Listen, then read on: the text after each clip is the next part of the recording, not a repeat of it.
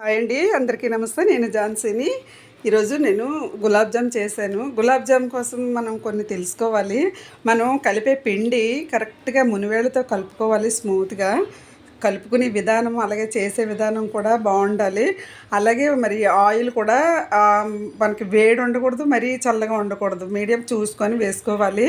మనం పిండి కలిపిన తర్వాత ముద్దకి తడి క్లాత్ తడిపేసి క్లాత్ శుభ్రంగా పిండేసి వేసుకోవాలి. అలాగే ఉండలు కూడా మనం ఇలాంటి చిన్న చిన్న టిప్స్ పాటిస్తే కనుక చాలా బాగా వస్తాయి.